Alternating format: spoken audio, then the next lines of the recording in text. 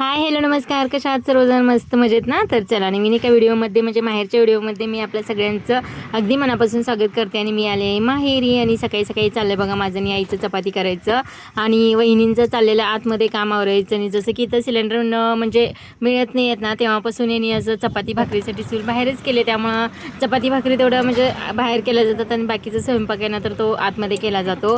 मग ऊन पडायच्या अगोदर जवळजवळ इथं 7:30-8 वाजलं म्हणलं तरी इतकं ऊन येतं ना, खूप ऊन येतं. मग म्हटलं त्याच्या अगोदरच पटपट चपात्या वगैरे करून घ्यायच्या.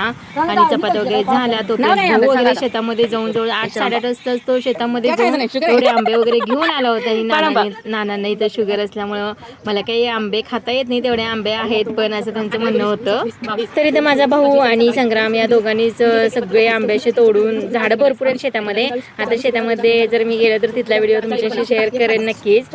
तर इथं सकाळी सकाळी जाऊन दोघांनी ऊन पडायच्या अगोदर आंबे वगैरे घेऊन आले होते. मग ते सगळे ठेवले पिकायला घालायचे होते.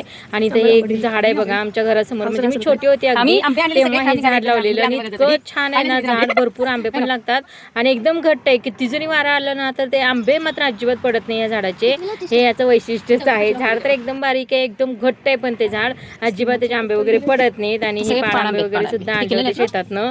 आणि घरासमोरचं झाड आहे ना तर ते पण खूप छान आहे. वहिनींचं पण सगळं काम इथं आवरलेलं. मग काही शेळ्या वगैरे होत्या ना तर त्यांना गवत घालण्याचं काम चालू आहे वहिनींचं. तर इकडे 8-9 वाजेपर्यंत म्हटलं तर इतकं ऊन येतं ना, आणि तोपर्यंत सगळी कामही आवरायला लागतात. म्हणजे परत शेतात आता उन्हाळा असल्यामुळे शेतात काही काम नसतं, पण पावसाळा वगैरे असले की भरपूर अशी कामं असतात. आणि आमच्या घराच्या पाठीमागेच बघा इकडं टाकी झाली आहे, तिथं कलर द्यायचं काम सुद्धा चालू आहे. आणि संग्रामचं चाललं आता इकडच्या गाड्या तिकडं, तिकडच्या गाड्या इकडं. स्वराचं तर नुसतं फिरायचं चाललेलं आहे. आणि मोहर बघा किती चिंचेच्या झाडाला आलेलं आहे. आणि इलान चिंचेचं झाड पण इतकं मोठं आहे ना, आणि भरपूर चिंचा लागतात त्याला. मग आई आणि नाना पण शेतामध्ये चालू होते गवत आणायला, मग त्यांचं पण थोडंसं शूट घेतलं इथं. तरी ते इलायची चिंचेचं झाड आहे ना तर भरपूर अशा चिंचा लागलेल्या आहेत. आणि त्याची तारच नव्हती, त्या काठीला जी काही तार लावली होती ना तर ती नव्हतीच. मग अशाच जराशे पाडलेले आहेत, 1-3-4च पाडलेले आहेत. आणि टेस्टला सुद्धा छान आहेत, गोड आहेत. मग म्हटलं थोडेसे चिंचा वगैरे सकाळी सकाळी खाऊन घेऊया. दुपारच्या वेळेस उन्हात बाहेर म्हणजे अजिबातच येणं होत नाही. तर थोडेसे चिंचा इथे काढून घेतलेले आहेत, एकदम गोड आहेत टेस्ट. आणि तोपर्यंत गारीगारवाला आणि लहानपणीच्या आठवणी परत एकदा जागा झाला बघा. आणि आम्ही लहान होतो ना तर तेव्हा हे गारीगार खाल्लेलं.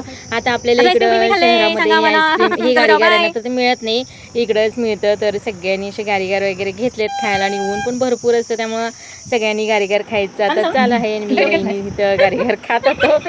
तर हे लहानपणी अशी गारीगार कोणी कोणी खाल्लेले आहेत नक्कीच कमेंटमध्ये सांगा. तर हा होता आजचा व्हिडिओ. तुम्हाला कसा वाटला ते सुद्धा नक्कीच कमेंटमध्ये सांगा. आणि गावाकडचे व्हिडिओ पाहायला आवडतात का नाही ते सुद्धा सांगा. भेटू नेक्स्ट व्हिडिओमध्ये. बाय.